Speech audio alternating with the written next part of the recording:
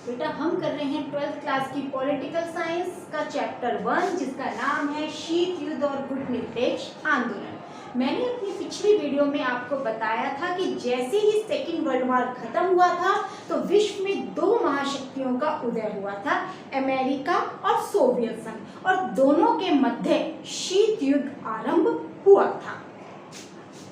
अब हम पढ़ेंगे कि छोटे देश महाशक्तियों के लिए क्यों महत्वपूर्ण थे। जैसे कि मैंने आपको बताया था बेटा कि दोनों महाशक्तियों ने अपने अपने सैन्य गुटों का निर्माण किया हुआ था। अमेरिका ने नाटो, सीटो, सेंटो, तो जवाब में सोवियत संघ ने वार्सा पैक्ट का निर्माण किया था। अब सवाल ये उठता है कि महाशक्तियों को क्या जरूरत थी ये गुटबाजी करने की। आखिरकार ये क्यों छोटे छोटे देशों को अपने गुटों में शामिल करना चाहते थे। तो बहुत ही इंपॉर्टेंट क्वेश्चन है बेटा, कई बार बोर्ड के एग्जाम्स में पूछा गया है कि छोटे देश महाशक्तियों के लिए किस काम के थे। छोटे देश महाशक्तियों के लिए बड़े काम के थे। सबसे पहला रीजन है प्राकृतिक संसाधन। प्राकृतिक संसाधन जैसे कोयला, पेट्रोल, जिन छोटे देशों के पास ये प्राकृतिक संसाधन होता था तो महाशक्तियां उन पर अपना नियंत्रण कायम कर सकती थी। दूसरा है भूक्षेत्र, जहां से महाशक्तियां हथियारों व सेना का संचालन कर सकती थी। तीसरा है सैनिक ठिकाने, जहां से महाशक्तियां एक दूसरे की जासूसी कर सकती थी। और चौथा था आर्थिक मदद। ये छोटे छोटे देश जो महाशक्तियों के खेमे में शामिल थे वो उनके सैन्य खर्च को वहन करने में सक्षम होते थे। तो यही कारण थे कि महाशक्तियां छोटे छोटे देशों को अपने गुटों में शामिल करना चाहती थी। अब हमारा अगला जो टॉपिक है वो है 1960 के दशक में दोनों महाशक्तियों ने अस्त्र नियंत्रण के द्वारा हथियारों की होड़ पर अंकुश लगाने की बात सोची। एक समय ऐसा था कि जब दोनों महाशक्तियां अपने आप को ज्यादा शक्तिशाली बनने की राह पर बढ़ती चली जा रही थी, जिसकी वजह से हथियारों की होड़ उनमें लगी हुई थी, ज्यादा से ज्यादा हथियार बनाए जा रहे थे। लेकिन 1960 के दशक में दोनों महाशक्तियों को लगा कि उन्होंने जरूरत से ज्यादा हथियार बना रखे हैं, क्यों ना अब हम उनको सीमित कर दें। इसलिए 1960 के दशक में दोनों महाशक्तियों के बीच में अस्त्र नियंत्रण को लेकर कई समझौते हुए थे, जिनमें पहला था एनपीटी। एनपीटी का मतलब होता है बेटा न्यूक्लियर नॉन प्रोलिफरेशन ट्रीटी, जिसको हम हिंदी में परमाणु अप्रसार संधि भी कहते हैं। उसके बाद है CTBT, comprehensive test ban treaty, LTBT, limited test ban treaty. तो ये कुछ संधियां थी जब जहां दोनों महाशक्तियों ने अपने हथियारों को कंट्रोल में लाने के लिए ये समझौते किए थे। अब हमारा जो सबसे इम्पोर्टेंट टॉपिक है, जैसे कि लेसन का नाम भी है बेटा शीत युद्ध और गुट निरपेक्ष आंदोलन, तो दो ध्रुवीयता को चुनौती, गुट निरपेक्षता। जब विश्व दो ध्रुवों में बटा हुआ था, जब विश्व दो महाशक्तियों में बटा हुआ था, अमेरिका और सोवियत संघ, ऐसे में जो नव स्वतंत्र देश थे, एशिया के, अफ्रीका के, लैटिन अमेरिका के देश, अब उनके सामने ये बड़ी समस्या उत्पन्न हो गई थी कि हम अभी अभी तो आजाद हुए हैं, अब हम किस खेमे में शामिल हो जाएं, अमेरिका की तरफ जाएं या फिर सोवियत संघ की तरफ जाएं। अगर वो अमेरिका के गुट में शामिल होते तो सोवियत संघ से उन्हें कोई मदद नहीं मिलती और सोवियत संघ उनका दुश्मन बन जाता। अगर वह सोवियत संघ के गुट में शामिल होते बेटा तो उन्हें अमेरिका से कोई मदद नहीं मिलती और अमेरिका उनका दुश्मन बन जाता। तो ये बहुत बड़ी चिंता थी नव स्वतंत्र देशों के सामने। अब उन्होंने एक तीसरा ही रास्ता निकाला, एक तीसरा विकल्प उनको सूझा और उन्होंने ये फैसला लिया कि वो इस गुटबाजी से दूर रहेंगे और उन्होंने दोनों गुटों से अलग रहने का फैसला लिया। इसी को गुट निरपेक्ष आंदोलन कहा जाता है।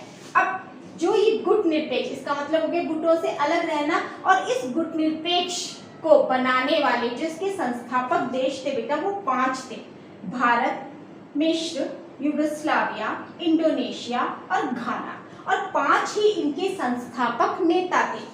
भारत से जवाहरलाल नेहरू, मिस्र गमाल अब्दुल नासिर, युगोस्लाविया से जोसेफ ब्रांच टीटो, इंडोनेशिया से सुकर्नो और घाना से वामे एनक्रुमा। तो आप इस तरह से टेबल बनाकर बेटा इनको याद कर सकते हैं। ये 5 इसके संस्थापक देश थे और 5 ये इसके प्रमुख नेता थे जिन्होंने गुटनिरपेक्षता की नींव को रखा था। अब इसका जो पहला सम्मेलन हुआ था, जो इसका फर्स्ट कॉन्फ्रेंस हुआ था, वो हुआ था बेटा 1961 में। 1961 में बेलग्रेड यूगोस्लाविया की राजधानी बेलग्रेड में हुआ था, जिसमें 25 सदस्य देशों ने भाग लिया था। इसको बनाने वाले 5 देश थे, लेकिन जब इसका पहला सम्मेलन हुआ बेटा 1961 में, तो उसमें 25 सदस्य देशों ने भाग लिया था। और ये सम्मेलन 3 बातों की परिणति था, यानी 3 बातों का इसमें परिणाम निकला था। पहला, इन 5 देशों के बीच में सहयोग रहेगा। दूसरा, शीत युद्ध का प्रसार और उसके बढ़ते हुए दायरे को रोका जाएगा। तीसरा, नव स्वतंत्र अफ्रीकी देशों का नाटकीय उदय हो रहा था और 116 नए अफ्रीकी सदस्य जो देश थे वो यूएनओ में शामिल भी हो गए थे। अब समय के साथ साथ इसके सम्मेलन होते रहते हैं बेटा। जो हमें पता है, जो हमारा लेटेस्ट सम्मेलन था गुटनिरपेक्ष का, वो था 18वां सम्मेलन, जो कि 2019 में अजरबैजान में हुआ। ठीक है, ये 18वां है, सबसे लेटेस्ट सम्मेलन 2019 में अजरबैजान में, जिसमें 120 सदस्य देशों ने भाग लिया। अब सोचने वाली बात है बेटा, गुटनिरपेक्ष आंदोलन जब बना था, जब विश्व 2 खेमों में बटा हुआ था, और हम सब जानते हैं कि 1991 में जब सोवियत संघ का विघटन हुआ था तो विश्व एक ध्रुवीय बन गया है। तो लेकिन ये गुटनिरपेक्ष आंदोलन आज भी बना हुआ है और इसके सदस्यों की संख्या दिन ब दिन बढ़ती भी जा रही है। अब एक और इम्पोर्टेंट टॉपिक है बेटा आपके चैप्टर में, नव अंतरराष्ट्रीय आर्थिक व्यवस्था, जिसको हम इंग्लिश में न्यू इंटरनेशनल इकोनॉमिक ऑर्डर भी कहते हैं। असल में क्या था ये नव अंतरराष्ट्रीय आर्थिक व्यवस्था? जितने भी देश बेटा गुटनिरपेक्ष आंदोलन में शामिल थे या गुटनिरपेक्ष देश थे, उन सभी देशों को अल्प विकसित देशों का दर्जा मिला हुआ था, क्योंकि इन देशों में गरीबी, बेरोजगारी, भुखमरी जैसी समस्याएं बनी हुई थी, आर्थिक असमानताएं थी। वहां पर सभी देशों की आर्थिक स्थिति ऐसी ही थी और इन देशों के सामने जो सबसे मुश्किल समस्या ये थी कि वो विकास करना चाहते थे, अपना आर्थिक विकास करना चाहते थे और एक ऐसा टिकाऊ विकास करना चाहते थे जिससे उनकी स्वतंत्रता बनी रहे। क्योंकि इन देशों में जो ये समस्या थी और इसके लिए वो क्योंकि उनके पास संसाधन नहीं था, उनके पास टेक्नोलॉजी नहीं थी, उनके पास धन नहीं था, इसके लिए वो पूंजीवादी देशों पर निर्भर थे। ठीक है, तो इससे क्या होता था, इससे ऐसा लग रहा था कि ऐसा ना हो कि बहुत जल्द ये गुटनिरपेक्ष जो देश है वो फिर से गुलामी के चुंगल में फंस जाए। तो इनके सामने जो सबसे बड़ी समस्या वही थी कि वो अपने आर्थिक विकास को बनाए रखना चाहते थे और इसी समझ में नव अंतरराष्ट्रीय आर्थिक व्यवस्था को जन्म दिया।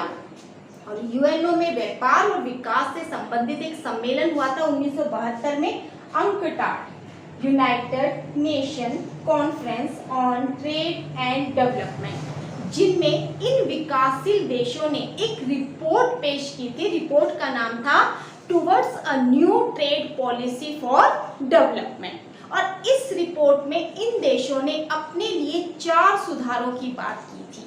पहला, ये चाहते थे कि इनका अपने उन प्राकृतिक संसाधनों पर नियंत्रण रहे जिसका इस्तेमाल अभी भी पश्चिम के विकसित देश कर रहे थे। दूसरा, ये चाहते थे जो टेक्नोलॉजी पश्चिमी देशों से मंगाई जा रही है उनकी लागत कम होनी चाहिए ताकि ये देश इसको खरीद सके।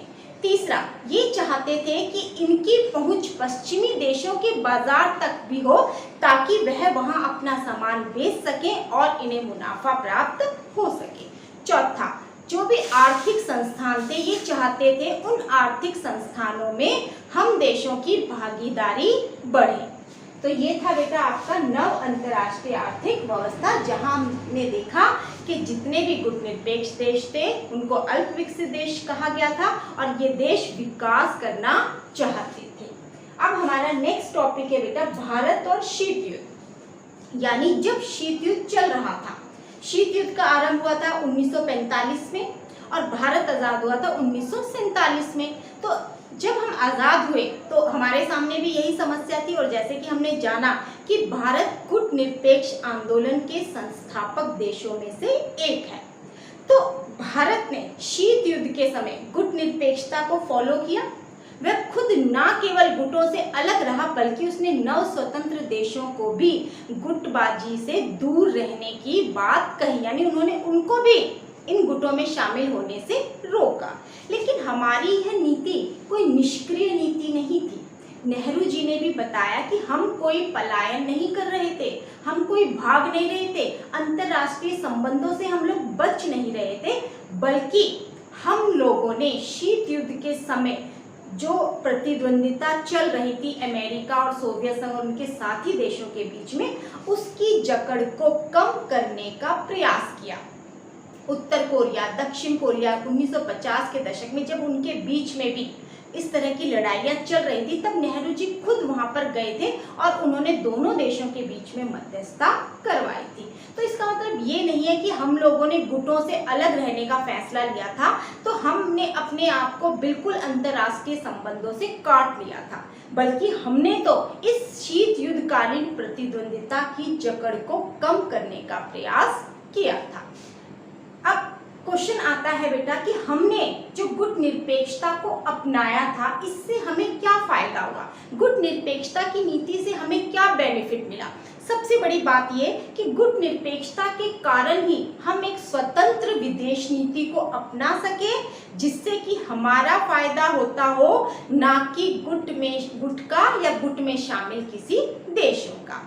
दूसरी बात, क्योंकि हम किसी भी गुट में नहीं थे, ना अमेरिका के ना सोवियत संघ के, तो इसलिए दोनों महाशक्तियां भारत को लेकर ना तो बेफिक्र थी, ना ही उस पर धौंस जमाती थी। अगर कोई भी महाशक्ति हमें आंख दिखाने की कोशिश करती थी, तो हम दूसरी महाशक्ति में जाने की कोशिश करते थे, जिसकी वजह से दोनों महाशक्तियों से हमें सहयोग मिलता रहा। लेकिन जहां हमने गुट निरपेक्षता की नीति अपनाई, हमें फायदा हुआ, लेकिन कुछ आलोचना भी हुई। किसी ने कहा कि अधिकांश जो विचारक हैं, उन्होंने ये कहा कि गुट निरपेक्षता की जो हमारी नीति थी वो सिद्धांत विहीन थी। हमने अपने फैसलों के लिए, हमने अपने हितों के लिए अपने आप को अंतर्राष्ट्रीय मामलों से दूर रखा था। दूसरा, इस आधार पर भी हमारी आलोचना की जाती है कि हम कहने को गुट निरपेक्ष थे, लेकिन असल में हमारा झुकाव सोवियत संघ से था। और उनका ये मानना है कि 1971 में भारत और सोवियत संघ के बीच में जो 20 वर्षीय मित्रता संधि हुई थी, उस वजह से उनका ये कहना है कि हम तो कहने को गुट निरपेक्ष में थे, असल में हम थे तो सोवियत खेमे में। लेकिन भारत का ये मानना था कि 20 वर्षीय जो मित्रता संधि की गई थी सोवियत संघ के साथ, वो संधि हमें किसी दूसरे देश के साथ संबंध बनाने से नहीं रोकती थी। खैर, वो तो होता ही है बेटा, जब हम कोई भी नीति अपनाते हैं तो उसका पक्ष विपक्ष दोनों ही चीज देखी जाती है। अब एक और जो क्वेश्चन यहाँ पर उभर कर सामने आता है, वो ये आता है कि आज के समय में अधिकांश विचारकों का ये मानना है कि जब विश्व एक ध्रुवीय हो गया है, तो ऐसे में गुट निरपेक्ष का होना व्यर्थ है। ठीक है, उसकी प्रासंगिकता पर लेकर सवाल उठाए जाते हैं। क्या आज के समय में भी उसका महत्व है? देखा जाए तो गुट निरपेक्ष आंदोलन की शुरुआत उस समय हुई थी जब विश्व दो खेमों में बटा हुआ था, और 1991 में 1991 में जब सोवियत संघ का पतन हुआ, तो विश्व दो खेमों में बटा हुआ ही नहीं था, सिर्फ एक ही खेमा था, अमेरिका वाला। तो ऐसे में इस पर सवाल उठने जरूर शुरू हो गए थे। लेकिन गुट निरपेक्ष बेटा उस समय जब ये बनाया गया था, वो जितना महत्वपूर्ण तब था, उतना ही महत्वपूर्ण आज भी है। सबसे बड़ी बात कि इसमें जितने भी देश हैं, ज़्यादातर सभी देश अल्प विकसित देश हैं, सबकी समस्याएं एक जैसी है, तो इन समस्याओं को सुलझाने के लिए इन सभी देशों का बने रहना बहुत जरूरी है।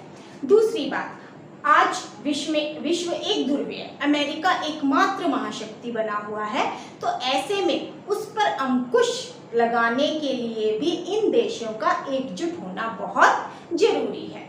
तीसरी बात, आज विश्व में कुछ ऐसी समस्याएं हैं जैसे ग्लोबल वार्मिंग है, ठीक है, और प्रदूषण है, जैसे कि अभी आपने देख रहे हो कि जिस तरह से कोरोना फैला हुआ है, तो ऐसी महामारियों से निपटने के लिए कोई अकेला देश इनसे नहीं निपट सकता अकेला, तो इनसे निपटने के लिए विश्व के सभी देशों का एकजुट होना जरूरी है। तो आज गुटनिरपेक्ष में जो देश है वो एकजुट होकर काम कर रहे हैं, तो ये भी बहुत बड़ी बात है। और सबसे बड़ी बात है बेटा, इसके सदस्यों की जो संख्या बढ़ रही है। जब ये बना था 5 देशों ने बनाया था, पहले सम्मेलन में 25 देश थे, आज इसमें 120 सदस्य देश हैं।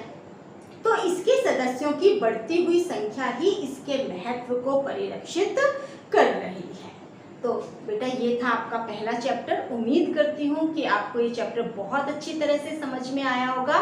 तो आपको ये मेरी वीडियो कैसी लगी कमेंट करके हमें ज़रूर बताएं। और सबसे ज़रूरी बात, अगर आपने हमारे चैनल को अभी तक सब्सक्राइब नहीं किया है तो उसे तुरंत सब्सक्राइब करें। Thank you.